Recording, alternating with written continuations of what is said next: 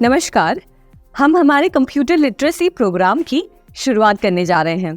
इससे पहले कि हम हमारे चैप्टर्स की ओर बढ़ें, आपको बता दूं कि इस कंप्यूटर लिटरेसी कोर्स के दौरान आप कंप्यूटर्स के बारे में पूरी जानकारी लेंगे, जैसे कि कंप्यूटर्स में कौन से डिवाइसेस आते हैं, ये कहाँ पर यूज होते हैं और कैसे हम कंप्यूटर्स का पूरी तरह से लाभ उठा सकते हैं। तो चलिए इसी के साथ शुरू करते हैं हमारे पहले चैप्टर के साथ, जिसका नाम है इंट्रोडक्शन टू कंप्यूटर्स। चैप्टर के टाइटल से ही आप समझ पा रहे होंगे कि इसमें हम सीखेंगे कंप्यूटर्स किसे कहते हैं, कंप्यूटर्स कितने प्रकार के होते हैं और किन जगहों पे कंप्यूटर्स काम आते हैं। आज आप कहीं भी चले जाएं, किसी मॉल में, हॉस्पिटल में, बैंक, हर जगह अब आपको कंप्यूटर्स यूज होता हुआ दिख रहा होगा। एक टाइम था जब इन सब जगहों पर मैन्युअली पेपर से सारा डेटा एंट्री किया जाता था, जिसमें काफी समय लगता था, और आज वही चीज हम कंप्यूटर्स में फीड करके उस काम को काफी आसानी से और डबल स्पीड से कर पा रहे हैं। और अब वेब टेक्नोलॉजी, इंटरनेट और मोबाइल में जो विकास हम देख रहे हैं, वो आज से 10 साल पहले जो था और आज जो है, उसने ज्ञान के नए दरवाजे खोल दिए हैं। आज आप घर बैठे दुनिया के किसी कोने की इंफॉर्मेशन अपने कंप्यूटर या मोबाइल स्क्रीन पर देख सकते हैं। आप स्टूडेंट हैं, घर बैठे बैठे अपने कंप्यूटर सिस्टम पर पूरी पढ़ाई कर सकते हैं। ये मान लीजिए कि अब हम इंफॉर्मेशन के सुपर हाईवे पर चल रहे हैं, जहां कोई भी इंफॉर्मेशन पाना या देना बस कंप्यूटर के एक क्लिक के जरिए हो सकता है, जो एक समय पर हमारे लिए नामुमकिन था। इसी से आप ये बात समझ पा रहे होंगे कि कंप्यूटर्स के बारे में जानना, उसे सीखना और अपने जीवन में उसका उपयोग करना आपके जीवन को सरल तो बनाता ही है, पर साथ ही साथ मशीन के जरिए आप एक नए थिंकिंग प्रोसेस का हिस्सा बनते हैं। चलिए इसी के साथ जब हमने कंप्यूटर्स की इतनी बातें कर ली हैं, तो जानते हैं कि जिस मशीन की हम बात कर रहे हैं, उसका पूरा सिस्टम किन किन उपकरणों से बनता है। इस चैप्टर के पहले पेज पर आप देखेंगे तो एक पिक्चर दिखाई दे रही होगी। इस पूरे मशीन के समूह को कंप्यूटर या पर्सनल कंप्यूटर कहते हैं। इसे बैंक्स, सरकारी ऑफिसेज और घरों में यूज किया जाता है। इस पर आप पढ़ाई कर सकते हैं, कैलकुलेशंस कर सकते हैं, डिजाइन तैयार कर सकते हैं और कई सारे टास्क इस पर्सनल कंप्यूटर पर कर सकते हैं। जैसे हम हमारे ऑर्गन्स, लिवर, हार्ट, लंग्स के बिना काम नहीं कर सकते, वैसे ही कंप्यूटर को चलाने के लिए इन सारे उपकरणों की जरूरत पड़ती है। सबसे पहले आप देखेंगे तो एक बड़ी सी स्क्रीन दिखाई दे रही होगी। इसे कहते हैं मॉनिटर। आप जो भी इंफॉर्मेशन कंप्यूटर को फीड करते हैं, उसका रिजल्ट आपको इस मॉनिटर पर दिखाई देता है। ये सबसे जरूरी हिस्सा होता है कंप्यूटर का, जो आपको आउटपुट प्रदान करता है। फिर कंप्यूटर के नीचे आपको एक सीपीयू दिखाई दे रहा होगा। ये मान लीजिए ये आपके कंप्यूटर का ब्रेन है। जो भी टास्क आप कंप्यूटर को देते हैं करने के लिए, ये वही करता है। सीपीयू एक प्राइमरी कंपोनेंट है जो सारे कंप्यूटर प्रोग्राम्स को रन करने के लिए रिस्पॉन्सिबल है। आप जो भी इनपुट देते हैं और उसका जो आउटपुट निकल कर आता है, वो इसी के जरिए होता है। अब आगे बढ़ते हैं। दूसरी चीज जो आपको दिखाई दे रही है, इसे कहते हैं डिस्क ड्राइव। डिस्क ड्राइव क्या करता है, आपकी सीडी या डीवीडी पर जो भी रिफ्लेक्टिव डेटा स्टोर्ड है, उसे रीड करता है और आपके सामने प्रेजेंट करता है। अब आगे देखते हैं फ्लॉपी डिस्क। फ्लॉपी डिस्क आज यूज नहीं किए जा रहे हैं। आज आपको ये कंप्यूटर्स में नहीं मिलेंगे, पर ये काफी पहले यूज किए जाते थे, जब हमारे पास एडवांस टेक्नोलॉजी नहीं थी डेटा ट्रांसफर करने के लिए। आज जो आप यूएसबी ड्राइव्स या ऑनलाइन कनेक्टिविटी या क्लाउड पर जो डेटा स्टोर कर रहे हैं, ये पहले नहीं था। पहले इन फ्लॉपी डिस्क पर डेटा स्टोर किया जाता था। आज इनकी कोई ज़रूरत नहीं है, क्योंकि इनकी स्टोरेज कैपेसिटी बहुत कम हुआ करती थी। बस केबी या एमबी में ही आप स्टोर कर पाते थे। आज हमारे पास इतनी एडवांस टेक्नोलॉजीज हैं कि चाहे आप जितनी से जितनी हैवी फाइल स्टोर करना चाहें या ट्रांसफ़र करना चाहें, इन एडवांस टेक्नोलॉजीज की बदौलत आप कर सकते हैं। फ्लॉपी डिस्क आज हमारे उपयोग में तो नहीं है, पर जानकारी के लिए आपको ये जानना चाहिए। चौथी चीज़ जो दिखाई पड़ रही है वो है लेज़र प्रिंटर। लेजर प्रिंटर आप जानते ही होंगे, ये वो मशीन है जो आप जेरोक्स या प्रिंट कॉपी निकालने के लिए यूज करते थे। फिर नीचे की तरफ आप देख सकते हैं सीडी रोम या सीडी रोम ड्राइव लिखा हुआ है। ये भी 20th सेंचुरी और 21st सेंचुरी की शुरुआत में यूज किया जाता था। अब इसकी जगह पर हमारे पास एडवांस टेक्नोलॉजी से बने ड्राइव्स हैं और ऑनलाइन स्टोरिंग मीडियम आ गए हैं। ये एक मीडियम था जिसके जरिए सॉफ्टवेयर, मल्टीमीडिया एप्लीकेशंस और लार्ज फाइल्स को डिस्ट्रीब्यूट करने के लिए यूज किया जाता था। सीडी रोम का फुल फॉर्म है compact disc read only memory. CD ROM में सिर्फ रीड ओनली टेक्नोलॉजी थी, जिसका मतलब है मैन्युफैक्चरिंग के समय में उसमें जो भी डेटा स्टोर है उसको आप मॉडिफाई नहीं कर सकते, उससे आप बस रीड कर सकते हैं। जबकि फ्लॉपी डिस्क एक प्रकार का ड्राइव था जिसमें आप डेटा रीड कर सकते हैं और राइट भी कर सकते हैं। इसका मतलब डेटा को मॉडिफाई भी कर सकते हैं। दोनों को अलग अलग पर्पसेस के लिए यूज किया जाता था। कई प्रकार की इनमें डिफरेंसेस थी जो इन्हें अपने काम में अलग बनाती थी। और नेक्स्ट में है सीडी रोम ड्राइव। ये एक तरह का हार्डवेयर डिवाइस हुआ करता था जिससे सीडी रोम में से डेटा को रीड करने के लिए बनाया गया था। आजकल इनको डिजिटल स्टोरेज ने रिप्लेस कर दिया है। आज के मॉडर्न कंप्यूटर्स में ये दोनों ही ड्राइव आपको देखने नहीं मिलेंगे। आगे बढ़ते हुए आपको कीबोर्ड की पिक्चर दिखाई दे रही होगी। ये एक प्राइमरी इनपुट डिवाइस है जिसमें कई तरह के कीज होते हैं। इनमें कई तरह के बटन्स होते हैं, कई तरह के स्पेशल कैरेक्टर्स होते हैं जो एक प्रकार के फंक्शन या कमांड को रिप्रेजेंट करते हैं। आप कंप्यूटर से इन बटन्स के जरिए अपने कमांड्स को पहुंचा पाते हैं। अगला है माउस। इसके बारे में तो आप जानते ही होंगे। ये कंप्यूटर स्क्रीन पर कर्सर मूव करने के लिए काम आता है। मॉडेम एक ऐसा डिवाइस है जो कंप्यूटर और इंटरनेट सर्विस प्रोवाइडर के बीच संवाद स्थापित करने में मदद करता है। ये डिजिटल डेटा को एक प्रकार से दूसरे प्रकार में बदलने और फिर से वापस बदलने में क्षमता रखता है ताकि इंटरनेट और कंप्यूटर के बीच एक कम्युनिकेशन संभव हो। उसके बाद है स्पीकर, जिसके बारे में हम अच्छे से जानते हैं। फिर है मेमोरी। कंप्यूटर मेमोरी एक इलेक्ट्रॉनिक कंपोनेंट है जो डेटा को टेम्पररी या स्थायी रूप से स्टोर या रिट्रीव करने के लिए इस्तेमाल होती है। इससे पहले हमने जाना कि कंप्यूटर्स आखिर होते क्या हैं। क्या आप जानते हैं कि कंप्यूटर्स भी कई प्रकार के होते हैं? मुख्य रूप से 3 टाइप के कंप्यूटर्स होते हैं। पहला है एनालॉग कंप्यूटर, दूसरा है डिजिटल कंप्यूटर और तीसरा है हाइब्रिड कंप्यूटर। सबसे पहले एनालॉग कंप्यूटर्स के बारे में शॉर्ट में जानते हैं। एनालॉग कंप्यूटर्स जो कि ट्रेडिशनल डिजिटल कंप्यूटर से अलग होते हैं, रियल वर्ल्ड डेटा को डायरेक्टली मैनिपुलेट करते हैं, जैसे कि वोल्टेज, प्रेशर या टेम्परेचर। इनका मेन काम होता है कंटिन्यूअस डेटा को हैंडल करना और एक आउटपुट प्रदान करना। ये कंप्यूटर्स फिजिकल क्वांटिटीज को डायरेक्टली मेजर और प्रोसेस करते हैं।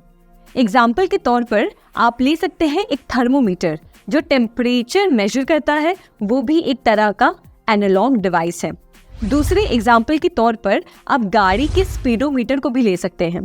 स्पीडोमीटर एक एनालॉग कंप्यूटर की तरह काम करता है जो गाड़ी की स्पीड को मेजर करता रहता है और आपको स्क्रीन पे दिखाता है कि गाड़ी कौन सी स्पीड पे चल रही है। इसके कंपैरिजन में डिजिटल कंप्यूटर्स सब कुछ बाइनरी कोड यानी कि 0 और 1 में कन्वर्ट करते हैं। इस तरह analogue computers real time data को डायरेक्टली प्रोसेस करते हैं जो उन्हें कुछ स्पेसिफिक एप्लीकेशंस में बहुत ही ज़्यादा इफेक्टिव बनाता है। इनका यूज़ आज भी कई जगह पे होता है जहां कंटिन्यूअस डेटा मॉनिटरिंग और प्रोसेसिंग की ज़रूरत होती है। आपके लिए एनालॉग कंप्यूटर्स को समझना इम्पॉर्टेंट है क्योंकि ये आपको डिफरेंट टाइप के कंप्यूटिंग सिस्टम्स के बारे में एक ब्रॉडर पर्सपेक्टिव देते हैं। अब आगे हमारे दूसरे टाइप के कंप्यूटर के बारे में जानते हैं जो कि है डिजिटल कंप्यूटर। अब डिजिटल कंप्यूटर वो कंप्यूटर है जो आपके घर में, ऑफिसेज में, स्कूल में, बैंक में हर जगह इस्तेमाल होता है। एनालॉग कंप्यूटर्स कुछ ही जगह यूज होते हैं पर डिजिटल कंप्यूटर्स आपको हर जगह दिखेंगे। जैसे हमने एनालॉग कंप्यूटर्स में देखा कि एनालॉग कंप्यूटर फिजिकल क्वांटिटी को डायरेक्टली मेजर करते हैं जैसे टेम्परेचर, प्रेशर, वैसे डिजिटल कंप्यूटर्स बाइनरी फॉर्म में डेटा को प्रोसेस करते हैं, यानी 0 और 1 के बीच में। वे calculations, gaming, information storage, data processing, data storage और भी ऐसे डिजिटल कई सारे काम के लिए यूज होता है। इसका एक सबसे क्लासिक एग्जाम्पल आप ले सकते हैं आपका स्मार्टफोन। आपका फ़ोन भी एक तरह का डिजिटल कंप्यूटर ही है। जब भी आप कोई एप्लीकेशन यूज़ करते हैं या इंटरनेट चलाते हैं तो ये डिजिटल कंप्यूटर बाइनरी कोड यानी कि 0 और 1 का इस्तेमाल करके डेटा को प्रोसेस करता है। और तीसरा और आखिरी टाइप का कंप्यूटर जो कि है हाइब्रिड कंप्यूटर। हाइब्रिड कंप्यूटर नाम से ही आप थोड़ा बहुत समझ पा रहे होंगे। ये कंप्यूटर्स एनालॉग कंप्यूटर और डिजिटल कंप्यूटर का एक मिक्स है। ये कंप्यूटर्स दोनों ही कंप्यूटर्स का लाभ उठाते हैं। एनालॉग कंप्यूटर्स की कैपेबिलिटी, रियल वर्ल्ड डेटा को प्रोसेस करने की कैपेबिलिटी, और डिजिटल फॉर्म की कैपेबिलिटी, क्रिटिकल कैलकुलेशंस और डेटा को स्टोर करने की, दोनों के ही मिश्रण से एक हाइब्रिड कंप्यूटर बनता है। इसमें पहले रिसीव किए गए एनालॉग सिग्नल्स को प्रोसेस किया जाता है, जैसे कि टेम्परेचर, स्पीड या प्रेशर, और फिर ये सिग्नल्स डिजिटल फॉर्म में कन्वर्ट किए जाते हैं, जिससे कि हमें काफ़ी एक प्रॉपर तरीके से डेटा को स्टडी करने की हेल्प मिलती है। इसका सबसे क्लासिक एग्जाम्पल आपको दूं तो हॉस्पिटल्स में जो हार्ट मॉनिटर यूज़ किया जाता है वो भी एक प्रकार का हाइब्रिड कंप्यूटर है, जिसमें कंप्यूटर पेशेंट की हार्ट रेट को ट्रैक करता रहता है, यानी कि एनालॉग डेटा को प्रोसेस करता है और फिर इस डेटा को यूज़ करके डिजिटल फॉर्म में प्रेजेंट करता है, जिससे कि डॉक्टर समझ सकते हैं कि पेशेंट की कंडीशन क्या है, वो कैसे रिकवर कर रहे हैं। तो इससे समझिए कि इन सभी टेक्नोलॉजी जैसे कि एनालॉग, डिजिटल और हाइब्रिड, इन तीनों की हमें कितनी ज़्यादा ज़रूरत है। सभी अलग अलग पर्पस के लिए यूज़ किए जाते हैं, अलग अलग इंडस्ट्रीज़ में काम आते हैं और आने वाले समय में इनमें और परिवर्तन होता रहेगा और ये और एडवांस होते जाएंगे। अब ये तो हमने समझ लिया कि कितने मेन टाइप्स के कंप्यूटर होते हैं, पर इस डिजिटल कंप्यूटर्स के भी कुछ अपने प्रकार होते हैं। जैसे कि डिजिटल कंप्यूटर्स में micro computer, mini computer, main frame computer और सुपर कंप्यूटर्स भी आते हैं। अगर इन कंप्यूटर्स के बारे में आप पहली बार सुन रहे हैं तो टेंशन मत लीजिए, हम धीरे धीरे जानेंगे कि इन कंप्यूटर्स किस काम में आते हैं और ये अलग अलग क्यों हैं। तो सबसे पहले डिजिटल कंप्यूटर्स में सुपर कंप्यूटर्स के बारे में जानते हैं। तो सुपर कंप्यूटर से आप क्या समझ पा रहे हैं? कुछ ऐसा जो बहुत पावरफुल है, कुछ ऐसा जो उसे बाकियों से बहुत ज़्यादा शक्तिशाली बनाता है। तो ये बात बिल्कुल सही है। सुपर कंप्यूटर्स हमारे आम कंप्यूटर्स या डेस्कटॉप से कई गुना ज़्यादा पावरफुल होते हैं। इन कंप्यूटर्स में काफ़ी एडवांस CPUs, GPUs और हाई स्पीड नेटवर्किंग सिस्टम्स होते हैं, जो इसे काफ़ी ज़्यादा पावरफुल बनाते हैं। आपने नासा की रिसर्च की कभी कोई वीडियो या पिक्चर टीवी पे देखी होगी, या फिर न्यूज़पेपर में देखा होगा, या मूवीज़ में देखा होगा कि नासा या इसरो में एक अलग टाइप का कंप्यूटर यूज़ होता है जो काफ़ी बड़ा होता है। बस वही है एक सुपर कंप्यूटर। इन कंप्यूटर्स को शटल को लॉन्च करने में, उसे कंट्रोल करने में और स्पेस पे रिसर्च वर्क के लिए यूज़ किया जाता है। इस बात से समझिए कि ये कितना पावरफुल कंप्यूटर होगा। इन कंप्यूटर्स को स्पेशली साइंटिफिक रिसर्च में यूज़ किया जाता है, क्योंकि इनमें स्टोरेज कैपेसिटी बहुत ज़्यादा बड़ी होती है। इनकी परफॉर्मेंस और प्रोसेसिंग सबसे ज़्यादा हाई स्पीड और स्ट्रॉन्ग होते हैं। इसी वजह से इन्हें रिसर्च में इस्तेमाल किया जाता है और ये बहुत महंगे भी मिलते हैं। और दुनिया का सबसे पहला सुपर कंप्यूटर 1964 में बनाया गया था, जिसको नाम दिया गया था CDC 6600। अब विस्तार में देखते हैं कि सुपर कंप्यूटर्स का इस्तेमाल किन किन जगहों पर होता है। तो सबसे पहले मौसम की भविष्यवाणी यानी कि वेदर फोरकास्टिंग। अब आपके लिए ये समझना बहुत इंटरेस्टिंग होगा कि सुपर कंप्यूटर्स मौसम की भविष्यवाणी में कैसे मदद करते हैं। जो वेदर फोरकास्ट डिपार्टमेंट्स होते हैं उनके यहाँ ये सुपर कंप्यूटर्स इंस्टॉल्ड होते हैं और इनका सबसे पहला रोल होता है कि ये दुनिया के अलग अलग सोर्सेज से मौसम से रिलेटेड डेटा को कलेक्ट करते हैं, जैसे कि सैटेलाइट के थ्रू, वेदर स्टेशन से, एयरक्राफ्ट से। फिर इन डेटा को कलेक्ट करके सुपर कंप्यूटर्स में फीड किया जाता है और ये कंप्यूटर्स इनकी हाई कंप्यूटिंग पावर की वजह से इन डेटा को प्रोसेस करते हैं और करोड़ के कैलकुलेशंस भी सेकंड्स में कर लेते हैं। और वेदर फोरकास्टिंग में सबसे कठिन पार्ट होता है वेदर का अनुमान लगाना, यानी कि मौसम का अनुमान लगाना, जो कि ये सुपर कंप्यूटर्स मैथमेटिकल मॉडल्स का यूज करते हैं और सिमुलेशंस रन करते हैं जो रियल वर्ल्ड की कंडीशंस को मिमिक करते हैं। इन सिमुलेशन से साइंटिस्ट को ये पता चलता है कि अगर करंट कंडीशंस में थोड़ा भी फेरबदल होता है तो वेदर कैसे रिस्पॉन्ड करेगा। तो इस तरह से वेदर फोरकास्टिंग में सुपर कंप्यूटर्स का बहुत बड़ा रोल है। अब दूसरी जगह जहाँ पे सुपर कंप्यूटर्स यूज होते हैं वो है भूकंप की जानकारी लेने में, यानी कि अर्थक्वेक स्टडीज। भूकंप को स्टडी करने के लिए सबसे पहले साइंटिस्ट सिस्मिक डेटा को कलेक्ट करते हैं, या आसान भाषा में समझिए तो भूकंप की लहरों की इंफॉर्मेशन कलेक्ट करते हैं, जो कि अर्थक्वेक डिटेक्टर से मुमकिन हो पाता है। ये डेटा काफ़ी कॉम्प्लिकेटेड होते हैं। इनको समझने के लिए इस डेटा को सुपर कंप्यूटर्स में प्रोसेस किया जाता है और ये कंप्यूटर्स अपनी हाई प्रोसेसिंग स्पीड से इन डेटा को एनालाइज करते हैं। वो हर एक सिस्मिक वेव की कैरेक्टरिस्टिक्स को, जैसे कि उसकी स्पीड, डायरेक्शन और स्ट्रेंथ को डिटेल में एनालाइज करते हैं और एक फाइनल डेटा प्रेजेंट करते हैं, जिससे साइंटिस्ट इसे स्टडी करके अर्थक्वेक के बारे में और जानकारी ले पाते हैं। इनका उपयोग नेचुरल गैस, पेट्रोल और कोल की खोज में भी होता है। और तीसरा, one of the main use हम कह सकते हैं सुपर कंप्यूटर्स का, वो है कम्युनिकेशन को बिल्ड करना। हम आज जो भी डिवाइस यूज करते हैं, हमारे फोन्स, कंप्यूटर्स, टैबलेट्स, लैपटॉप, सब कुछ, इन सब डिवाइसेस के बीच लगातार काफ़ी सारा डेटा फ्लो होता रहता है, जैसे कि इंटरनेट ट्रैफिक, मोबाइल डेटा और सैटेलाइट की कम्युनिकेशंस। इन सभी डेटा को बहुत बड़े पैमाने पर सुपर कंप्यूटर्स प्रोसेस करने में मदद करते हैं, जिससे कि डेटा ट्रांसफ़र इनके बीच तेज़ी से और आसानी से हो सके।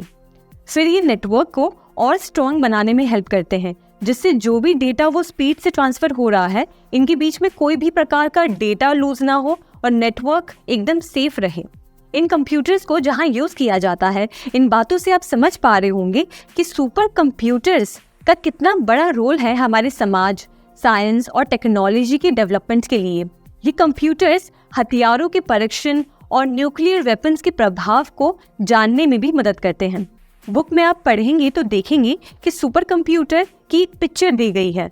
आप देखिए कि ये मशीन दिखने में ही कितना ज़्यादा पावरफुल लगता है। और दुनिया में कुछ फेमस सुपर कंप्यूटर्स के नाम भी आपके बुक में दिए गए हैं।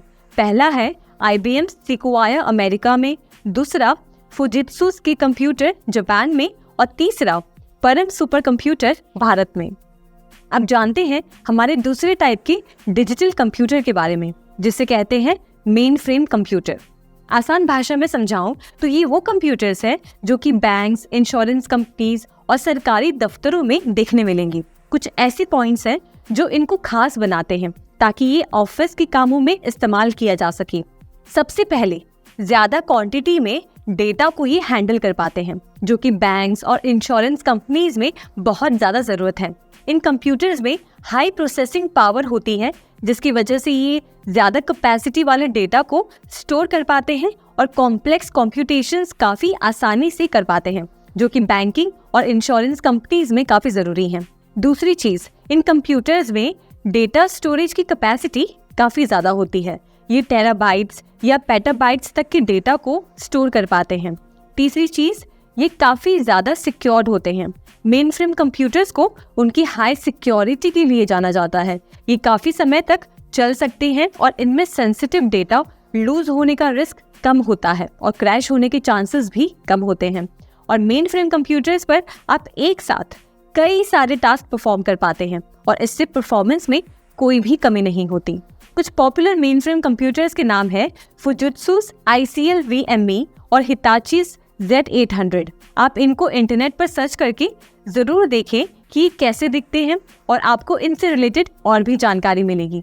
इस तरह से मेन फ्रेम कंप्यूटर्स का बहुत बड़ा रोल है बैंकिंग और गवर्नमेंट सेक्टर्स में। अब बात करते हैं मिनी कंप्यूटर्स के बारे में। नाम से ही आपको पता चल रहा होगा कि ये कंप्यूटर्स साइज में छोटे होते हैं, मेन फ्रेम कंप्यूटर से छोटे होते हैं और पर्सनल कंप्यूटर से बड़े होते हैं। ये पर्सनल कंप्यूटर से ज़्यादा प्रोसेसिंग पावर और स्टोरेज कैपेसिटी रखते हैं और इनका यूज़ मिड स्केल बिजनेसेस और छोटे व्यापारों और स्कूल में होता है। ये साइज में भले ही छोटे होते हैं पर काफ़ी पावरफुल होते हैं और कुछ स्पेसिफिक जगहों पर ही इनका यूज़ किया जाता है। मिनी कंप्यूटर्स एक साथ कई सारे यूजर्स को सपोर्ट कर सकते हैं, मतलब एक ही टाइम में कई लोग इस कंप्यूटर पर अलग अलग टास्क परफॉर्म कर सकते हैं। मान लीजिए एक छोटा व्यापार है जो अपनी इन्वेंट्री को एफिशिएंटली मैनेज करना चाह रहा है, तो इस जगह पे उन्हें मिनी कंप्यूटर काम आएगा। इस कंप्यूटर से वो एक ही जगह पर अपनी सारी इन्वेंट्री स्टोर कर पाएंगे और साथ ही साथ एक ही समय पर मल्टीपल एम्प्लॉयज इसे यूज कर सकते हैं। ये मिनी कंप्यूटर्स स्कूल में भी हेल्प करती है, जहाँ स्टूडेंट्स को प्रोजेक्ट्स पर काम करना होता है। यहाँ एक मिनी कंप्यूटर मल्टीपल स्टूडेंट्स को एक साथ कंप्यूटर रिसोर्सेज को एक्सेस करने की सुविधा देता है, जिससे कि सभी को अपना काम इफेक्टिवली करने का मौका मिले। इन एग्जाम्पल से आप समझ पाए होंगे कि कैसे mini computers mid range task को परफॉर्म करने में हेल्प करते हैं और इनका किन सेक्टर्स में क्या रोल होता है। कुछ मिनी कंप्यूटर्स के नाम है K202, टेक्सास इंस्ट्रूमेंट TI-990 और SDS-92। अब बढ़ते हैं चौथे और आखिरी टाइप के कंप्यूटर की तरफ, जो है माइक्रो कंप्यूटर्स। इसमें वो कंप्यूटर्स शामिल हैं जो आप घर पर, ऑफिस में अपने पर्सनल यूज के लिए यूज करते हैं। Desktop computers, laptops, PDAs, tablets और स्मार्टफोन्स, ये सब डिवाइसेस आपके माइक्रो कंप्यूटर्स हैं। आप इन माइक्रो कंप्यूटर्स को यूज करते हैं अपनी रोजमर्रा की टास्क को परफॉर्म करने के लिए, जैसे स्टडीज, रिसर्च प्रोजेक्ट, कैलकुलेशन वगैरह। ये साइज में छोटे होते हैं, पोर्टेबल होते हैं और बाकी कंप्यूटर्स की कंपैरिजन में इनकी प्राइस कम होती है। माइक्रो कंप्यूटर्स के बारे में हम अच्छे से पहले से ही जानते हैं, क्योंकि ये हमारे घर में, ऑफिसेज में और भी सरकारी दफ्तरों में यूज होते हैं। तो आगे और भी विस्तार में जानते रहेंगे। इसी के साथ आगे बढ़ते हैं हमारे इस चैप्टर के दूसरे सेक्शन में, जिसमें हम जानेंगे कंप्यूटर सिस्टम के क्या क्या बेनिफिट्स हैं।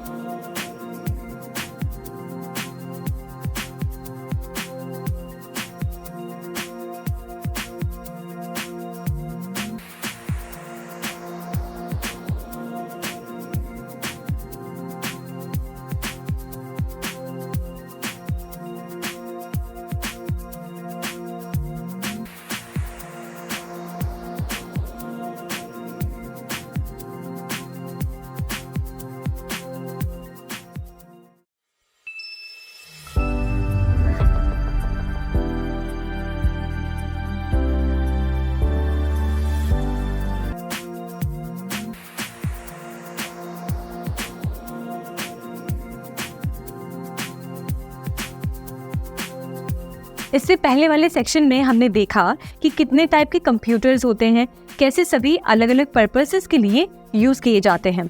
अब इस सेक्शन में कंप्यूटर सिस्टम के लाभ में हम जानेंगे कि कंप्यूटर एक मशीन के रूप में कैसे हमें लाभ पहुंचाता है। कंप्यूटर की ऐसी क्या विशेषताएं हैं जो आज सारा जहां कंप्यूटर्स पर डिपेंडेंट है अपने सारे जरूरी कामों के लिए।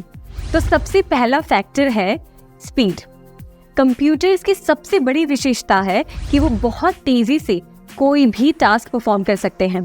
जब कंप्यूटर्स का इन्वेंशन भी नहीं हुआ था तो सोचिए कि कोई भी कैलकुलेटिव टास्क करने में कितना समय लगता होगा, और आज देखिए सिर्फ एक क्लिक से कंप्यूटर लाखों डेटा को भी कुछ सेकंड्स में ही प्रोसेस कर देता है। कंप्यूटर्स ऐसा इसलिए कर पाते हैं क्योंकि उनमें जो प्रोसेसर्स लगे होते हैं, जो उन्हें लाखों या कभी कभी करोड़ इंस्ट्रक्शंस को भी प्रोसेस करने में बस कुछ सेकंड्स की देरी लगाते हैं। इसका मतलब है कि डेटा को एनालाइज करना, कैलकुलेशंस करना या कोई भी कॉम्प्लेक्स टास्क में उन्हें बहुत कम समय लगता है। और सबसे अनोखी बात यह है कि आप एक समय पर सिर्फ एक ही कंप्यूटर पर काफ़ी सारे अलग अलग प्रकार के टास्क कर सकते हैं। जैसे एक विंडो में आप गूगल सर्च ओपन कर सकते हैं, दूसरे विंडो में आप कोई फाइल अपलोड कर सकते हैं, तीसरे विंडो में आप कोई म्यूजिक सुन सकते हैं। इससे आप अंदाजा लगा सकते हैं कि कंप्यूटर कितना तेज है। वो एक साथ कई सारे काम एक ही समय पर कर सकता है। एग्जाम्पल के तौर पर मान लीजिए आपको एक प्रोजेक्ट पर काम करना है जिसमें आपको बहुत सारे नंबर्स का एनालिसिस करना है। अब सोचिए कि अगर यही काम आपको मैन्युअली करना पड़ जाए तो कितना समय लगेगा, पर कंप्यूटर की मदद से आप ये काम सेकंड्स में कर सकते हैं। इससे आज हम अपना समय बचा पा रहे हैं, साथ ही साथ और ज़रूरी इन्वेंशंस और डेवलपमेंट पे फोकस कर पा रहे हैं जो ज़रूरी है। इसी के साथ हमारा दूसरा पॉइंट है शुद्धता, यानी कि एक्यूरेसी। कंप्यूटर एक ऐसा मशीन है जो कभी गलत नहीं हो सकता, या यूँ कह लें कि कंप्यूटर जो कोई भी टास्क परफॉर्म कर सकता है उसमें सब कुछ, सारा रिजल्ट एकदम करेक्ट निकल कर आता है। अगर आप कंप्यूटर को कोई टास्क परफॉर्म करने के लिए कहते हैं, इंस्ट्रक्शन देते हैं, और अगर आपने वो डेटा जो कंप्यूटर में फीड किया है वो सही है, तो आपको अपना एंड रिजल्ट एकदम करेक्ट ही मिलेगा। इसलिए आज हम सबसे ज़रूरी और डिफ़िकल्ट टास्क के लिए कंप्यूटर पर आंख बंद करके भरोसा कर पा रहे हैं। और आजकल तो एडवांस कंप्यूटर्स डेवलप हो रहे हैं, उनमें ऑटोमेटेड एरर चेकिंग और करेक्शन के फीचर्स आ रहे हैं, यानी अगर आपने भूल से कोई गलती की है तो वो अपने आप उसे डिटेक्ट करके सही कर देते हैं। मान लीजिए एक बैंक है जो रोजाना लाखों ट्रांजैक्शंस हैंडल करता है। इन ट्रांजैक्शंस पे एक्यूरेसी, यानी कि हमेशा करेक्ट इंफॉर्मेशन रखना बहुत ज़रूरी है। कंप्यूटर्स की मदद से बैंक ये सुनिश्चित कर पाते हैं कि उनके जो भी ट्रांजैक्शंस रिकॉर्ड हो रहे हैं वो एकदम सही हैं, उनमें कोई भी एरर्स नहीं हैं। या फिर साइंटिफिक रिसर्च में जहां डेटा का एक्यूरेट एनालिसिस बहुत ज़्यादा ज़रूरी होता है, कंप्यूटर्स की हेल्प से रिसर्चर्स प्रिसाइज मेजरमेंट्स और कैलकुलेशंस कर सकते हैं, जो कि मैनुअल मेथड से बहुत ज़्यादा मुश्किल हो जाता। अब आगे बढ़ते हैं हमारे तीसरे पॉइंट की तरफ, जो है उच्च संचयन क्षमता, यानी कि हाई स्टोरेज कैपेसिटी। कंप्यूटर्स में आजकल बहुत बड़ी क्वांटिटी में डेटा स्टोर किया जा रहा है। आप अपने videos, files, pictures, documents, music files, सभी तरह की फाइल्स कंप्यूटर में सेव कर सकते हैं और ज़रूरत पड़ने पर उसे आसानी से अपने कंप्यूटर पे ढूंढ सकते हैं। आपको बस उस फाइल का नाम टाइप करना है और कंप्यूटर उस फाइल को आपको ढूंढ के दे देता है। इंटरेस्टिंग बात यह है कि आप अपने डेटा को स्टोर तो कर ही सकते हैं, साथ ही साथ उसे काफ़ी अच्छे से ऑर्गेनाइज भी रख सकते हैं। एग्जाम्पल के तौर पर समझिए कि एक वेडिंग फोटोग्राफर है, उसने अपने क्लाइंट की वेडिंग्स की फ़ोटोज़ अपने कैमरा से क्लिक की है। अब वो आसानी से उन फोटोज़ को कैमरा से कंप्यूटर में ट्रांसफ़र कर सकता है और उन फोटोज़ की और या वीडियोज़ की कंप्यूटर में अलग से फोल्डर्स बना सकता है और सेव कर सकता है। साथ ही साथ उन्हें अलग अलग नाम के फोल्डर्स में सेव करके, जैसे समझिए एंगेजमेंट की फ़ोटोज़ एक अलग फोल्डर में और शादी की फ़ोटोज़ एक अलग फोल्डर में, या किसी और सेरेमनी की फ़ोटो एक अलग फोल्डर में। इस तरह से वो सारे वीडियोज़, फ़ोटोज़ स्टोर कर सकते हैं, उन्हें अच्छे से ऑर्गेनाइज कर सकते हैं, और जिससे ज़रूरत पड़ने पे उन्हें ढूंढने में कोई दिक्कत नहीं होती। अब आगे बढ़ते हैं फोर्थ पॉइंट की तरफ, जो है विविधता, यानी कि वर्सेटैलिटी। कंप्यूटर्स की वर्सेटैलिटी उनका एक और बेनिफिट है। वर्सेटैलिटी का अर्थ है कि कंप्यूटर्स का यूज़ अलग अलग तरह के काम के लिए किया जा सकता है, यानी एक ही कंप्यूटर को कई तरह के टास्क और एप्लीकेशंस के लिए कॉन्फ़िगर या यूज़ कर सकते हैं। जैसे कि कंप्यूटर्स के ज़रिए आप मेल्स लिख सकते हैं, गाने सुन सकते हैं, कोई भी तरह के हिसाब कर सकते हैं, शीट्स बना सकते हैं। कंप्यूटर्स का use educational purposes, business management, graphic designing, gaming और प्रोग्रामिंग जैसे अलग अलग फील्ड्स में होता है। तो मान लीजिए आपको कोई प्रोजेक्ट तैयार करना है, तो सबसे पहले आप क्या करेंगे? कंप्यूटर पर रिसर्च करेंगे उस टॉपिक के बारे में गूगल पे सर्च करेंगे। फिर उस रिसर्च को एक जगह इकट्ठा करके सारा डेटा कलेक्ट करना होगा। तो आप इसमें डॉक्यूमेंट फाइल का यूज़ करके सारी इंफॉर्मेशन एक डॉक्यूमेंट में लिख सकते हैं, और फिर अंत में आपको जब इसकी प्रेजेंटेशन बनानी होगी तो इन सारे डेटा को यूज़ कर सकते हैं। अब दूसरे एग्जाम्पल के तौर पे आप समझिए कि आपके पहचान में कोई दोस्त या रिलेटिव है या बिजनेस ओनर है, उनसे आप पूछिएगा तो बताएंगे कि वो काफ़ी सारे काम बिजनेस के कंप्यूटर के द्वारा करते हैं, जैसे कि अपने इन्वेंट्री को मैनेज करना, कस्टमर डेटा को ट्रैक करना और फाइनेंशियल रिपोर्ट्स तैयार करना। सभी काम के लिए वो आसानी से कंप्यूटर का उपयोग कर पाते हैं और जिसके ज़रिए वो तरह तरह के काम कर सकते हैं। चाहे फिर वो डिज़ाइनिंग हो या मनोरंजन हो या कोई स्कूल प्रोजेक्ट तैयार करना हो या फिर बिजनेस को मैनेज करना, हर तरह के काम आप कंप्यूटर पे आसानी से कर सकते हैं। अब आगे बढ़ते हैं हमारे आखिरी पॉइंट की तरफ, जो है परिश्रमशीलता यानी कि डिलिजेंस। पांचवा और सबसे जरूरी बेनिफिट जो हमें कंप्यूटर से मिलता है वो है परिश्रमशीलता, एक ऐसा गुण जो कंप्यूटर्स को सबसे ज्यादा यूजफुल बनाते हैं। अगर हमें कोई टास्क दिया जाए, मान लीजिए कुछ नंबर्स एनालिसिस करना है, तो हम कितनी देर तक उसे कर सकते हैं। थोड़ा बहुत बीच में हम ब्रेक लेंगे, आराम करेंगे, यहाँ वहाँ काम करेंगे और थकान होगी तो फिर शायद उस काम को थोड़ी देर के लिए रोक देंगे। पर कंप्यूटर्स को आराम करने की जरूरत नहीं पड़ती। कंप्यूटर्स उस टास्क को परफॉर्म करने के लिए कोई ब्रेक नहीं लेते, कोई आराम करने की जरूरत नहीं पड़ती, वो लगातार उस काम को परफॉर्म कर सकते हैं। हम थोड़ा बहुत बीच में भले ही अपने काम से कंसंट्रेशन खो बैठे, पर कंप्यूटर एक मशीन है, वो कभी अपना कंसंट्रेशन नहीं खोता और ना कभी उसे बोरियत होती है जिसकी वजह से उसे कोई ब्रेक लेने की जरूरत नहीं पड़ती। आप जिस गति से उसे जो भी निर्देश देते हैं वो उसी गति से उसे प्रोसेस करता है और एंड रिजल्ट एकदम सही देता है। अब हर चीज में चाहे जितनी सारी अच्छाइयाँ हो, फायदे हो, कुछ न कुछ सीमाएं जरूर होती हैं। उसी तरह से कंप्यूटर में भी कुछ सीमाएं हैं। कंप्यूटर्स को अक्सर डंग मशीन या नॉन थिंकिंग मशीन कहा जाता है क्योंकि इनके पास खुद का कोई IQ नहीं होता। कंप्यूटर सिर्फ वही काम कर सकते हैं जो उन्हें प्रोग्राम या इंस्ट्रक्शंस के थ्रू बताया गया हो। इसका मतलब है अगर ऐसी कोई सिचुएशन आ जाए जिसमें कंप्यूटर को ना पता हो कि अब आगे क्या करना है, तो वो उसे परफॉर्म नहीं कर सकता। कुछ बातें जो कंप्यूटर को एक डम मशीन बनाती हैं। सबसे पहले कंप्यूटर्स पहले से प्रोग्राम्ड इंस्ट्रक्शंस के हिसाब से काम करते हैं। इनके पास खुद से सोचने समझने की कोई क्षमता नहीं होती। अगर किसी सिचुएशन का सलूशन उनके प्रोग्राम में नहीं है तो वो उस पर प्रभावशाली तरह से रिस्पॉन्ड नहीं कर सकते। दूसरी, कंप्यूटर्स में क्रिएटिविटी या जजमेंट की कमी होती है।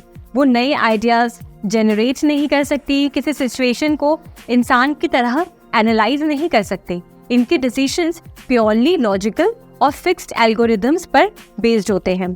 तीसरी बात, अगर कोई ऐसी सिचुएशन आ जाए, कोई अनएक्सपेक्टेड सिचुएशन जिसे पहले से प्रोग्राम नहीं किया गया है कंप्यूटर में, तो कंप्यूटर उस टास्क को परफॉर्म नहीं कर पाएगा, उस टास्क का समाधान नहीं दे पाएगा। ये सिर्फ उन्हीं सिनेरियोज में काम करता है जो पहले से उनके अंदर प्रोग्राम किए गए हैं।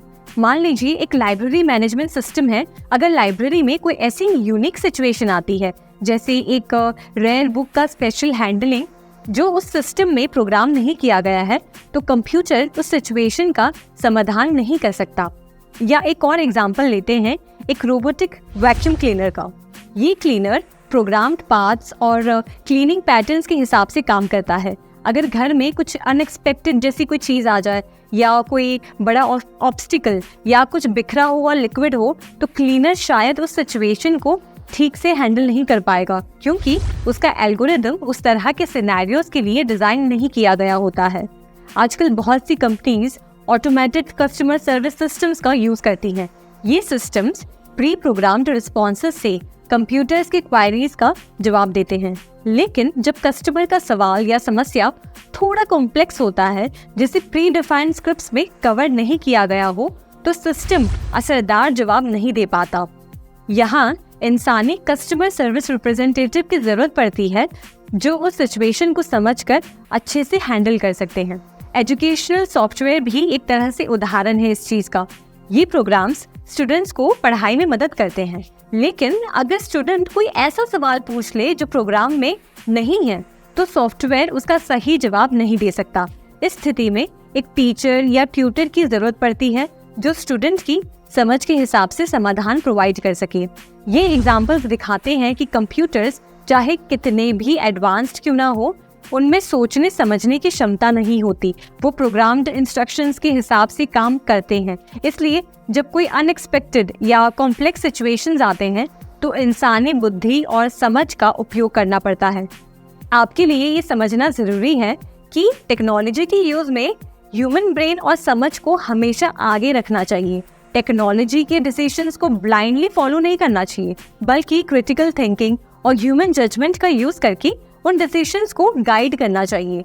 ये अप्रोच टेक्नोलॉजी को ज़्यादा इफेक्टिव और रिस्पॉन्सिबल बनाती है और इंश्योर करती है कि टेक्नोलॉजी का यूज़ हमारी रियल वर्ल्ड प्रॉब्लम्स का बेटर सोल्यूशन हो।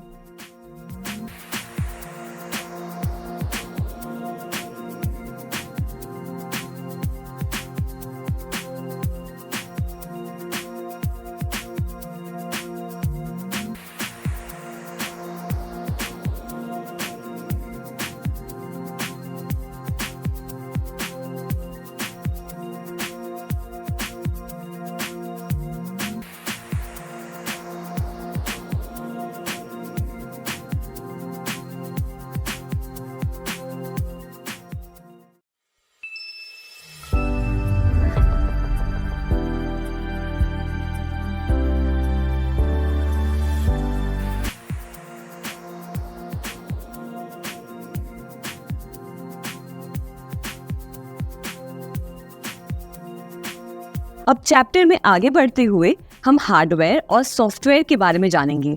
सबसे पहले सॉफ्टवेयर। आपने सॉफ्टवेयर नाम कई बार सुना होगा, टीवी पर या किसी के मुंह से या कहीं तो पढ़ा होगा। अब ये जान लीजिए कि सॉफ्टवेयर एक कंप्यूटर का इतना इम्पोर्टेंट हिस्सा है कि उसके बिना आप कंप्यूटर यूज ही नहीं कर सकते। तो चलिए जानते हैं कि सॉफ्टवेयर आखिर करता क्या है और वो क्यों इतना इम्पोर्टेंट है। एकदम आसान भाषा में समझाऊं तो सॉफ्टवेयर एक ऐसी चीज है जो आपकी हेल्प करता है कि आप कंप्यूटर के साथ एक कम्युनिकेशन बना सकें। जैसे कि आप अगर समझिए कंप्यूटर को कोई टास्क परफॉर्म करने के लिए कह रहे हैं, तो सॉफ्टवेयर वही टास्क कंप्यूटर को समझाता है और कंप्यूटर से वो टास्क करवाता है। जैसे मान लीजिए आपको कोई न्यू रेसिपी बनानी है, तो आप क्या करते हैं, एक रेसिपी बुक खोलते हैं और उसमें सारे इंस्ट्रक्शंस पढ़ते हैं, राइट, कि कैसे वो खाना बनाना है। वैसे ही सॉफ्टवेयर में कंप्यूटर को चलाने के सारे इंस्ट्रक्शंस फीड किए होते हैं। सॉफ्टवेयर आपको दिखाई तो नहीं देता, पर ये आपके कंप्यूटर में ही होता है। इसमें कई सारे प्रोग्राम्स होते हैं और ये कंप्यूटर की सेकेंडरी मेमोरी डिवाइस में स्टोर होते हैं, जैसे कि एसएसडी, हार्ड डिस्क कह लीजिए, या फिर एक्सटर्नल मेमोरी डिवाइसेस। उसमें ये स्टोर होता है जहाँ पे आपके फोटोज और बाकी वीडियोज भी स्टोर किए जाते हैं। अब हर एक सॉफ्टवेयर में कई सारे प्रोग्राम्स होते हैं। अब ये समझिए कि हर एक प्रोग्राम किसी एक स्पेसिफिक टास्क के लिए लिखा जाता है और ये प्रोग्राम्स बहुत सारे लैंग्वेजेस, अलग अलग तरह के लैंग्वेजेस में लिखे जाते हैं, जैसे कि C++, पाइथन, जावा, ये सब लैंग्वेजेस होते हैं।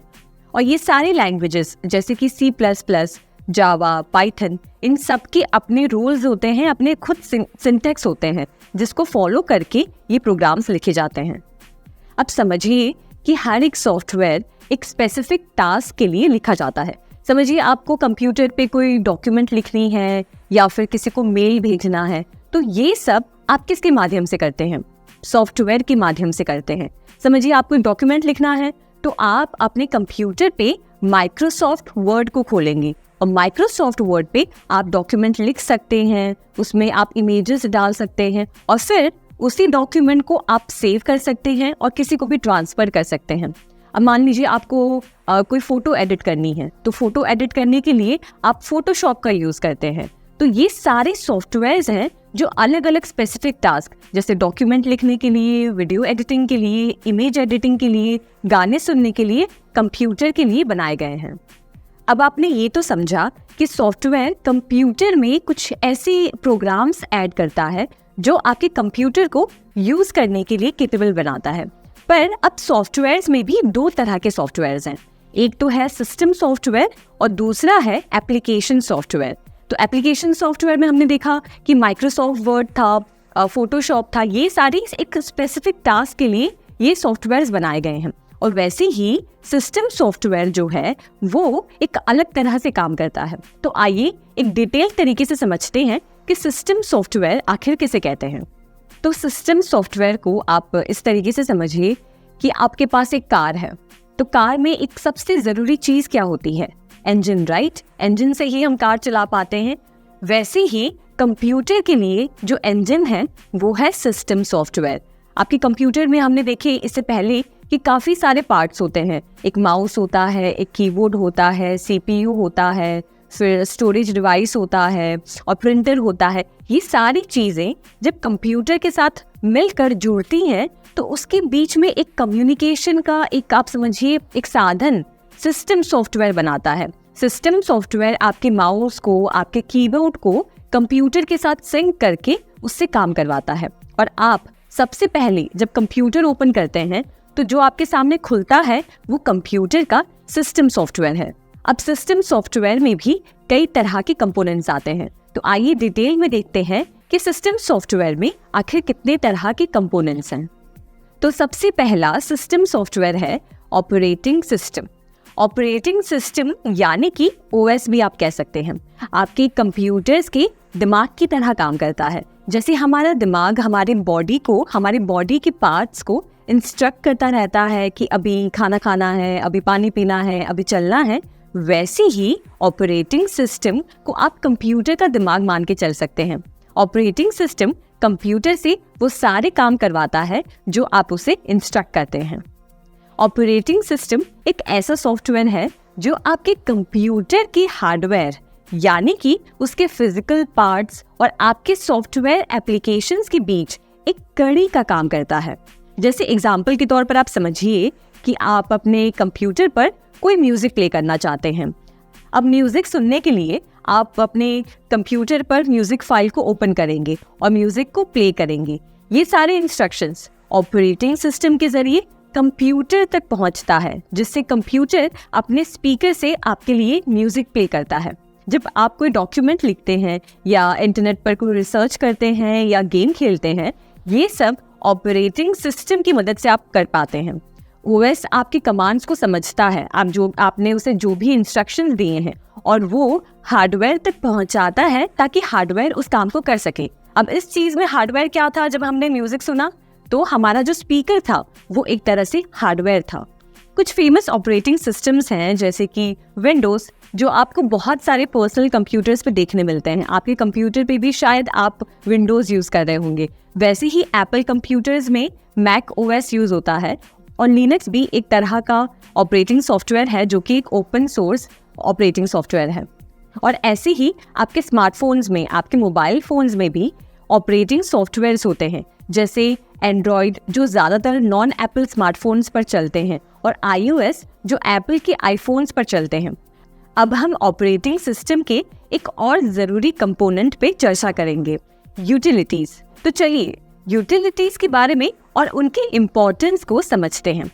जब हम अपना कंप्यूटर या स्मार्टफोन यूज़ करते हैं तो हमें अक्सर कुछ ना कुछ छोटी मोटी प्रॉब्लम्स देखने मिलती हैं, जैसे कि स्लो परफॉर्मेंस हो गया है डिवाइस, या फिर कोई वायरस की प्रॉब्लम है। इन प्रॉब्लम्स को सॉल्व करने के लिए हम मदद लेते हैं यूटिलिटीज़ का। यूटिलिटीज़ छोटे सॉफ्टवेयर प्रोग्राम्स होते हैं जो ऑपरेटिंग सिस्टम के साथ मिलकर काम करते हैं और कंप्यूटर को और स्मूथली चलाने में मदद करते हैं। ये यूटिलिटीज़ कई तरह के होते हैं, हर एक का अपना अलग फंक्शन होता है। सबसे कॉमन यूटिलिटी है एंटीवायरस प्रोग्राम। ये आपके कंप्यूटर को वायरसेस और मालवेयर से बचाता है जो आपके सिस्टम को नुकसान पहुंचा सकते हैं या आपके पर्सनल डेटा को चुरा सकते हैं। फिर आते हैं दूसरे टाइप की यूटिलिटीज, जो है डिस्क क्लीनअप और दूसरा है डिस्क डिफ्रेगमेंटर। ये आपके हार्ड ड्राइव को ऑप्टिमाइज करते हैं, बेकार फाइल्स को हटाकर और डेटा को एफिशिएंटली स्टोर करते हैं, जिससे आपके कंप्यूटर की स्पीड बढ़ती रहती है। और एक इम्पॉर्टेंट यूटिलिटी है बैकअप टूल। ये आपके इम्पॉर्टेंट डेटा को बैकअप करता है ताकि किसी भी सिस्टम फेलियर या डेटा लॉस की स्थिति में आपका डेटा एकदम सेफ रहे, सुरक्षित रहे। यूटिलिटीज हमारे ऑपरेटिंग सिस्टम का एक अनिवार्य हिस्सा है। ये छोटे लेकिन पावरफुल टूल्स होते हैं जो हमारे कंप्यूटर एक्सपीरियंस को और भी बेहतर बनाते हैं और एकदम सेफ बनाते हैं। अब अगले पॉइंट की बात करते हैं, जो है डिवाइस ड्राइवर्स। कभी सोचा है कि आपके कंप्यूटर अलग अलग हार्डवेयर डिवाइसेस जैसे प्रिंटर, कीबोर्ड या वेबकैम को कैसे पहचानता है? यहाँ पर काम आते हैं डिवाइस ड्राइवर्स।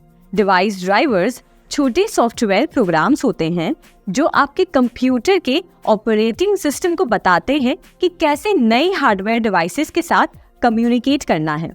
मान लीजिए आप एक नया प्रिंटर अपने कंप्यूटर के साथ कनेक्ट करते हैं, अब प्रिंटर को शुरू करने के लिए पहले उसका ड्राइवर इंस्टॉल करना पड़ता है।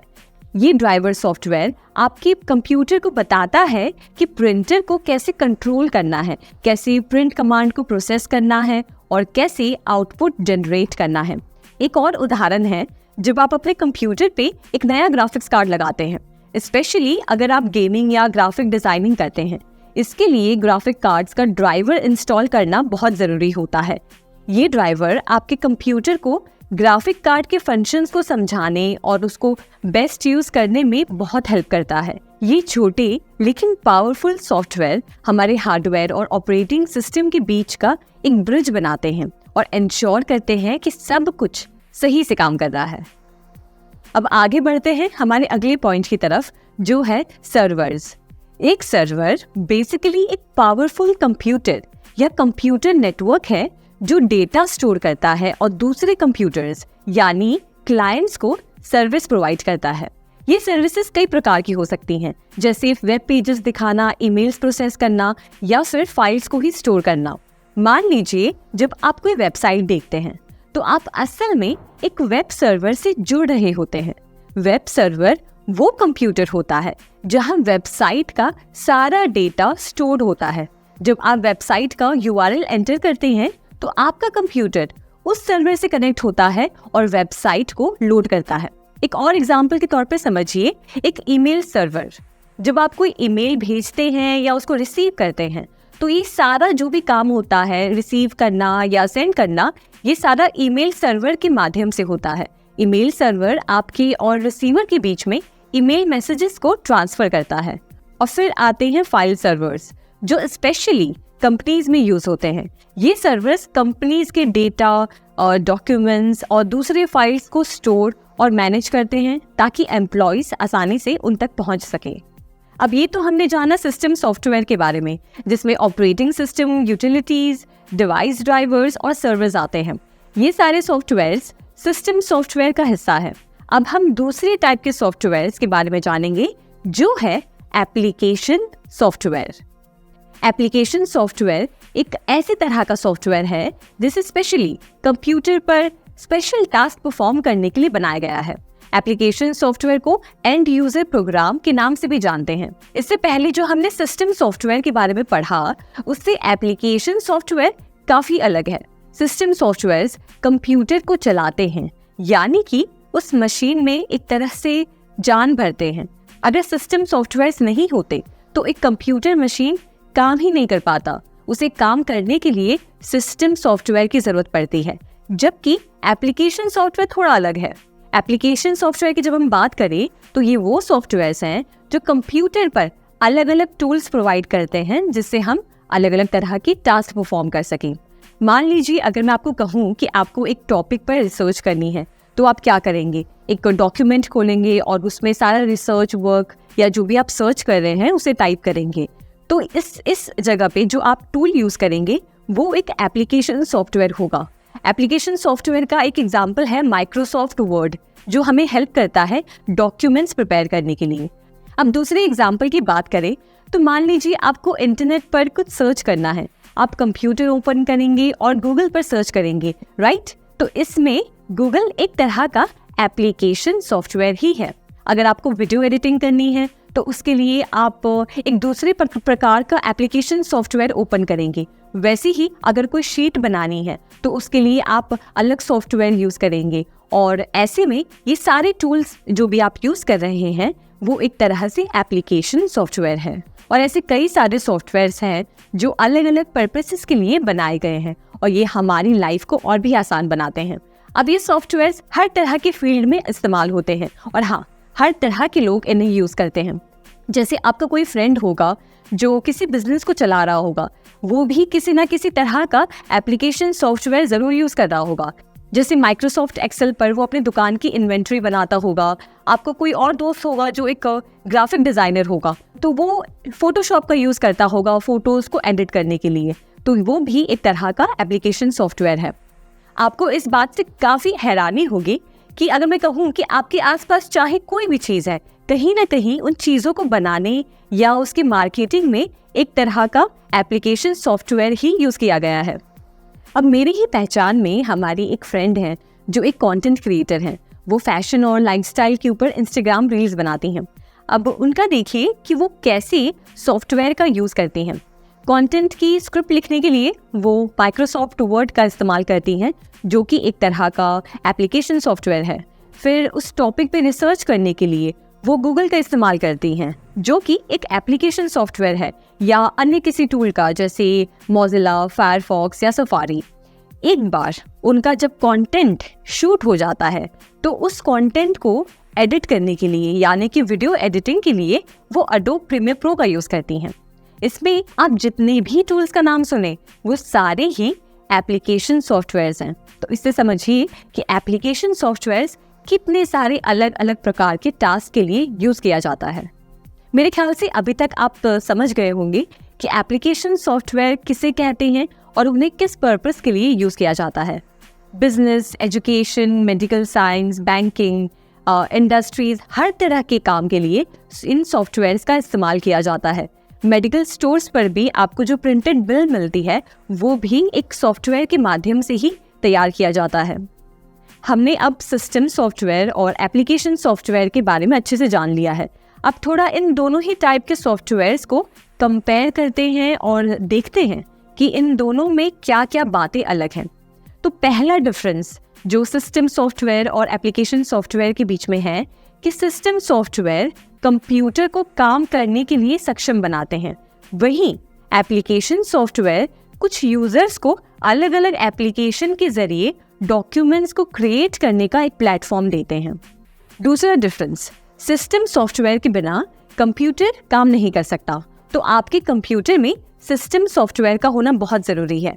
वहीं एप्लीकेशन सॉफ्टवेयर ऑप्शनल है, यूज़र को अगर उसकी नीड है तभी वो उसे इंस्टॉल कर सकता है, वरना उसके बिना भी कंप्यूटर पर आप काम कर सकते हैं। तीसरा difference, system software application software के बिना भी काम कर सकता है, पर एप्लीकेशन सॉफ्टवेयर को चलाने के लिए सिस्टम सॉफ्टवेयर की ज़रूरत पड़ती है।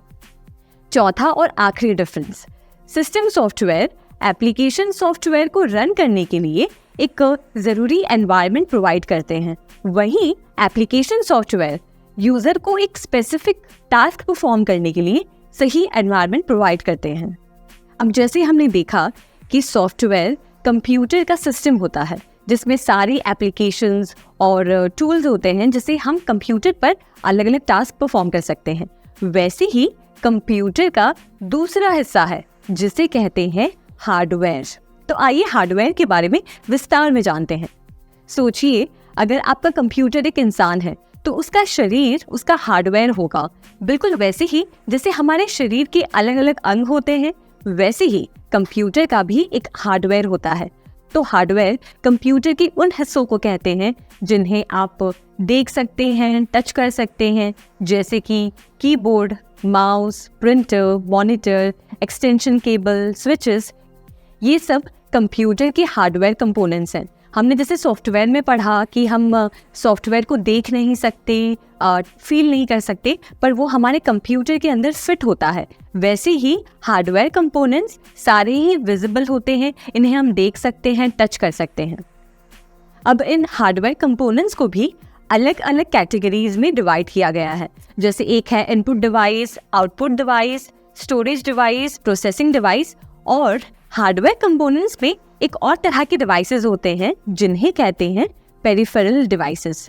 ये वो डिवाइसेस होते हैं जो सीपीयू का हिस्सा नहीं होते हैं, लेकिन इनका काम होता है सीपीयू को किसी न किसी तरीके से इनपुट देना और उसके द्वारा दिए गए आउटपुट को किसी तरह से दर्शाना। जैसे एग्जाम्पल के तौर पर आप कीबोर्ड से इनपुट देते हैं प्रोसेसर को, उसके बारे में आप टाइप करते हैं और मॉनिटर वही इनपुट को अपने स्क्रीन पर दर्शाता है, तो ये हो गया आउटपुट। वैसे ही माउस भी एक प्रकार का इनपुट डिवाइस है जो प्रोसेसर को बताता है कि कर्सर को कहाँ मूव करना है, और फिर कंप्यूटर स्क्रीन पर वो आउटपुट दिखाता है। आइए इनके बारे में थोड़ा और डिटेल में जानते हैं। सबसे पहले इनपुट डिवाइसेस।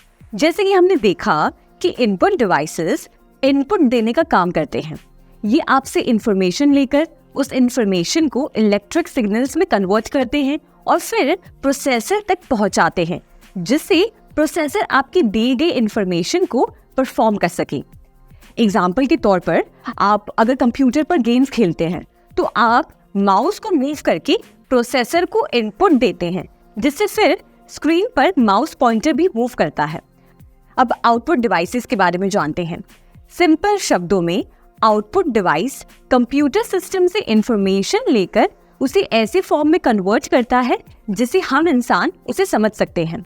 एग्जाम्पल के तौर पर समझिए मॉनिटर यानी कि आपके कंप्यूटर का स्क्रीन एक आउटपुट डिवाइस है जो प्रोसेसर से इंफॉर्मेशन लेकर उसे आउटपुट यानी कि रिजल्ट में कन्वर्ट करता है। जैसे आप अपने स्क्रीन पर जब कोई मूवी या फिर कोई वीडियो देखते हैं तो वो कंप्यूटर आउटपुट दिखा रहा है। अब बात करते हैं प्रोसेसिंग डिवाइसेस की। ये कंप्यूटर का दिमाग होता है। इनमें सबसे जरूरी होता है CPU यानी कि सेंट्रल प्रोसेसिंग यूनिट, जो सारे इंस्ट्रक्शंस को प्रोसेस करता है। और अंत में स्टोरेज डिवाइसेस, ये वो जगह होती है जहां आपका डेटा स्टोर होता है, जैसे कि आपकी हार्ड डिस्क या फिर आपकी SSD में, जहां आपकी फाइल्स, फोटोज, म्यूजिक और वीडियो स्टोर होते हैं। आपके बुक में टेबल 1.2 में एक टेबल दिया गया है, उनमें इन चारों तरह के डिवाइसेस के एग्जाम्पल्स को दिखाए गए हैं। जैसे इनपुट में है track ball, touch pad, microphone, keyboard, sensor, mouse, joystick, scanner और वेब कैमरा। प्रोसेसिंग डिवाइसेस में है motherboard, processor, memory. Output devices में monitor, printer, headphone, speaker, projectors और स्टोरेज डिवाइसेस में हार्ड डिस्क ड्राइव।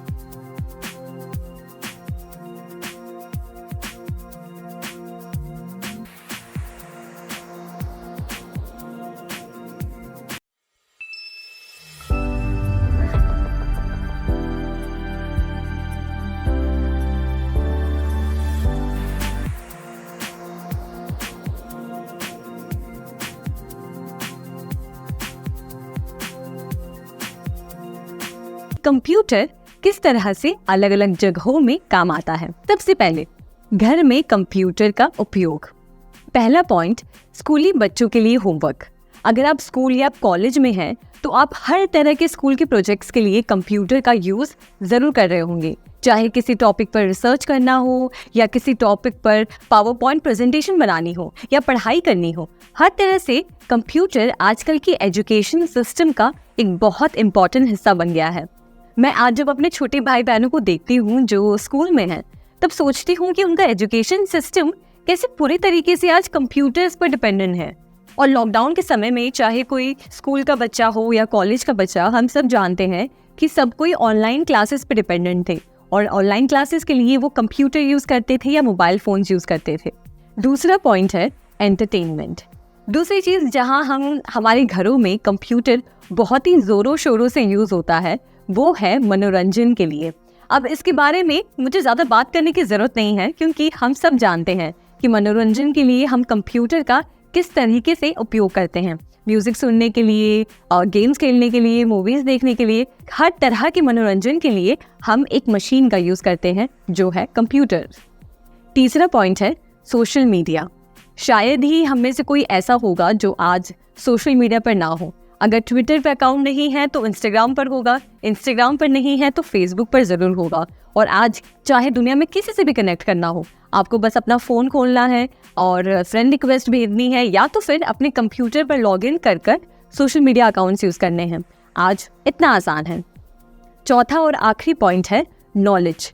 आज किसी भी चीज़ के बारे में जानकारी लेनी है तो बस एक क्लिक के ज़रिए हम A to Z सारी इन्फॉर्मेशन अपने कंप्यूटर स्क्रीन पर देख सकते हैं। चाहे कुकिंग सीखनी हो, साइंस के रिलेटेड कोई भी इनोवेशन के बारे में सीखना हो या जानना हो, या बिजनेस के बारे में जानना हो कि कैसे शुरू कर सकते हैं, आज सब कुछ कंप्यूटर के माध्यम से अवेलेबल है। और आज आप इंटरनेट पर चले जाइए तो कितने तरह की वेबसाइट्स आपको मिल जाएंगी कुकिंग, साइंस से रिलेटेड या फिर टेक से रिलेटेड, जो आपको कोई ना कोई इन्फॉर्मेशन प्रोवाइड करते हैं। तो इस तरीके से कंप्यूटर हमारी जानकारी प्राप्त करने के लिए एक बहुत ही ज़रूरी माध्यम बन गया है। अब देखते हैं शिक्षा के क्षेत्र में कंप्यूटर का उपयोग। सबसे पहला पॉइंट है स्मार्ट क्लास। आज से 15-20 साल पहले हमारे क्लासरूम्स कैसे हुआ करते थे? एक ब्लैक बोर्ड होता था और टीचर्स उसी पे पढ़ाया करते थे। पर आजकल चीज़ कुछ अलग हो गई है। आज क्लासरूम्स में प्रोजेक्टर्स लगे होते हैं, स्क्रीन होती है जिस पे टीचर्स वीडियोस और इमेजेस दिखाते हैं किसी भी टॉपिक से रिलेटेड, और आज बच्चे घर जाकर उसी ऑनलाइन क्लासेस को अपने कंप्यूटर पर या फ़ोन पे देख सकते हैं।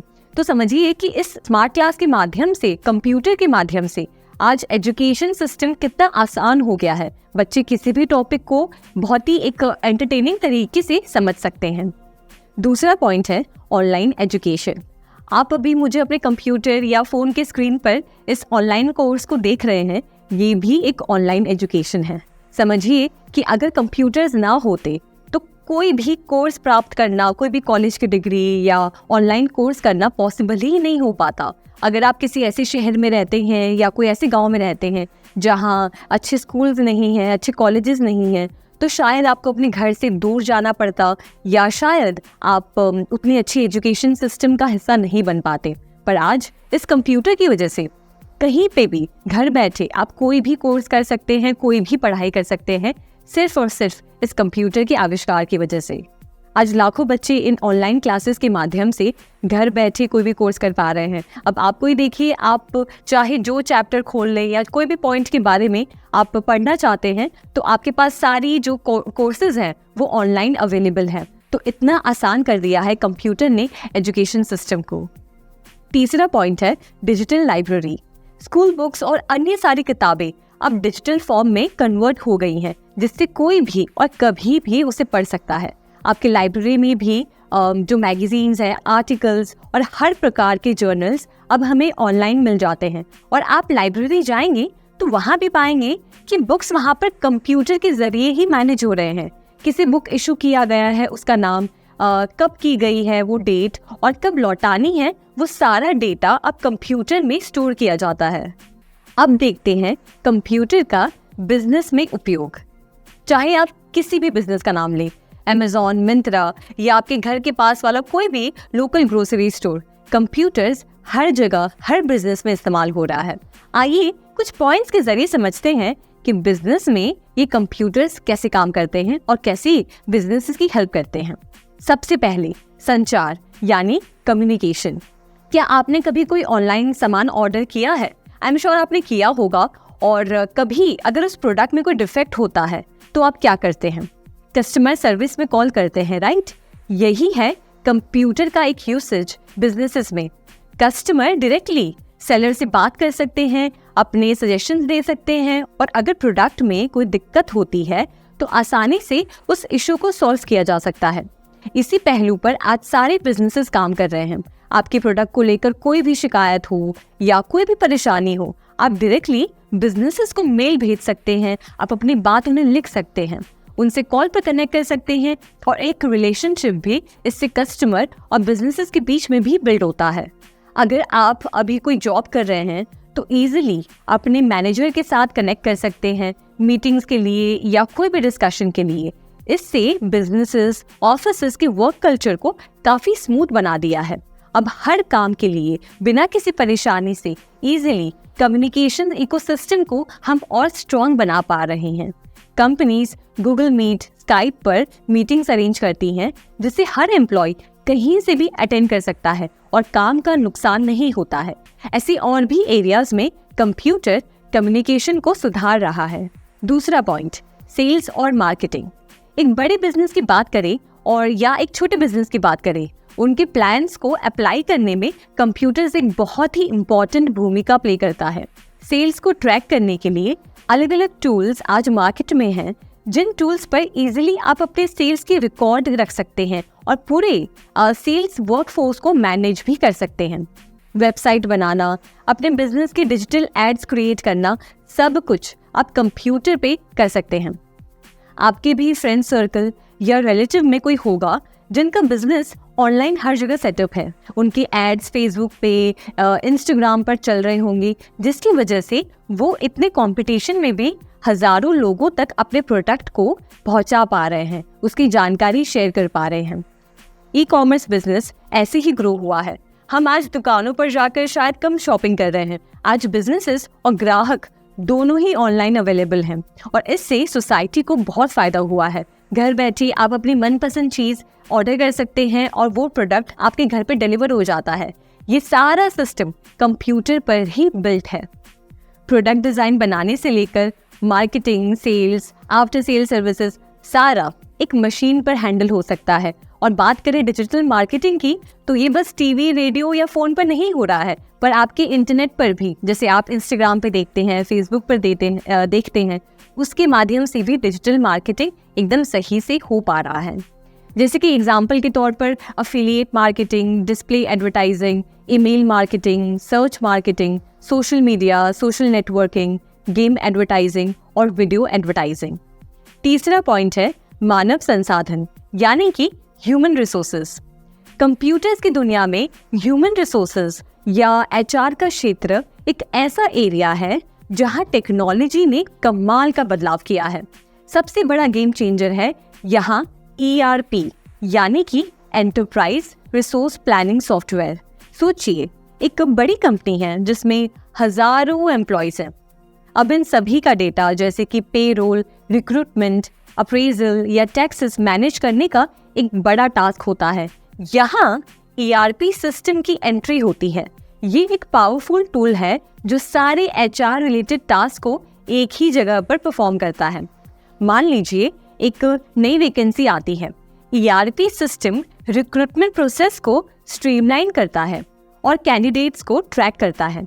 फिर जब कोई एम्प्लॉय ज्वाइन करता है तो उसका पेरोल यानी वेतन, टैक्स डिडक्शंस और बेनिफिट्स को भी ERP पे मैनेज कर सकते हैं। हर महीने के सैलरी स्लिप से लेकर ईयरली अप्रेजल तक सब कुछ ये ERP सॉफ्टवेयर पे बहुत आसानी से HRs कर सकते हैं। और यही नहीं, फाइनेंशियल अकाउंटिंग और लेजर मैनेजमेंट भी ERP के जिम्मे होता है। इसका मतलब है कि HR टीम को हर एक एम्प्लॉय का फाइनेंशियल रिकॉर्ड जैसे कि लोन्स, उनके एडवांसेस या टैक्सेस आसानी से मिल जाते हैं। तो बेसिकली ERP एक ऐसा मैजिकल टूल बॉक्स है जो HR की हर ज़रूरत को फुलफिल करता है और ये सब कुछ बस क्लिक्स की दूरी पर है। इस तरह कंप्यूटर्स ने ह्यूमन रिसोर्सेज टास्क को और भी आसान बना दिया है, बल्कि इस प्रोसेस को और भी ट्रांसपेरेंट और एफिशिएंट बनाया है। चौथा और आखिरी पॉइंट है शिक्षा और परीक्षण।